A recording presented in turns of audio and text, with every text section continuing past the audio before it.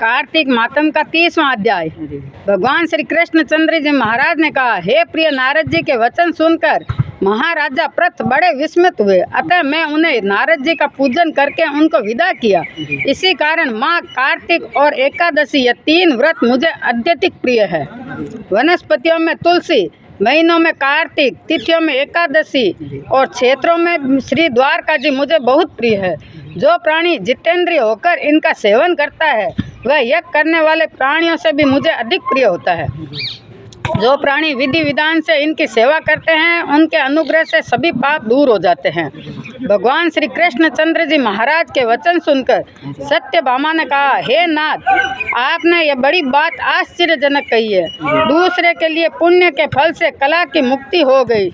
यह प्रभावशाली कार्तिक मास को आपको अत्यधिक प्रिय है कि जिससे प्रतिद्रोह का पाप केवल स्नान के पुण्य से ही नष्ट हो गया। दूसरे प्राणी द्वारा किया हुआ पुण्य उनके देने से कैसे मिल सकता है, यह आप मुझे बतलाइए। इस पर भगवान कृष्णचंद्र जी महाराज ने कहा, बिना दिया हुआ पुण्य और पाप जिस कर्म द्वारा मिलता है सो सुनो।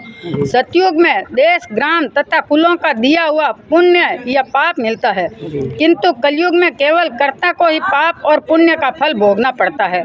सत्संग करने पर भी यह व्यवस्था कहीं गई और सत्संग जैसे पाप पुण्य दूसरे को मिलते हैं, उसकी व्यवस्था भी सुनो। पढ़ना, यज्ञ करना और एक साथ भोजन करने से पाप पुण्य का आधा फल मिलता है। एक आसन पर बैठने तथा एक सवारी चढ़ने से, स्वांग के आ जाने से पुण्य पाप का चौथा भाग प्राणी को मिल जाता है। स्पर्श करने से, भोजन करने से और दूसरे की स्तुति करने से पुण्य और पाप का छठा भाग मिलता है। दर्शन करने, सुनने तथा ध्यान करने से मनुष्य को पुण्य को पाप का 10वां अंश मिलता है। दूसरे की निंदा, चुगली और धिक्कार करने से उसका 100वां भाग मिलता है। पुण्य करने वाले मनुष्यों की जो कोई सेवा करता है वह सेवा का भाग लेता है और अपना पुण्य उसे देता है। स्त्री, नौकर और शिष्य के अतिरिक्त जो मनुष्य दूसरे से सेवा करवाकर उसका पैसा नहीं देता है वह स्वयं सेवक उसके पुण्य का भागी होता है। पंक्ति में बैठे हुए भोजन करने वाले की पत्तल जो पंक्ति लांघता है वह उसको जिसकी पत्तल उसने लांघी है अपने पुण्य का छठा भाग देता है। स्नान तथा ध्यान आदि करते हुए मनुष्य से जो व्यक्ति विचित करता है या उससे करता है वह अपने पुण्य का छठा भाग उसे दे डालता है। जो मनुष्य अपने धर्म के कार्य के लिए दूसरों के लिए धन मांगता है वह पुण्य का भागी होता है। ठीक उसी प्रकार जिस प्रकार दान करने वाले पुण्य का भागी होता है। जो मनुष्य धर्म का उपदेश करता है और उसके पश्चात श्रोता से याचना करता है वह अपने पुण्य का छठा भाग उसे देता है। जो मनुष्य दूसरों का धन चुराकर उसे धर्म करता है वह चोरी के पाप का फल भोगता है और शीघ्र ही निर्धन हो जाता है। और जिसका धन चुराता है वह पुण्य का भागी होता है।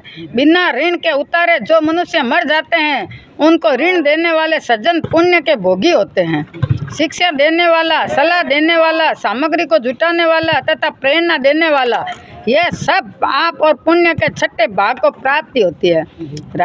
राजा प्रजा के पाप पुण्य के साष्टांग का भागी होता है। गुरु शिष्य का पत्नी का पिता पुत्र का, स्त्री पति के किए हुए पुण्य का छठा भाग पाती है।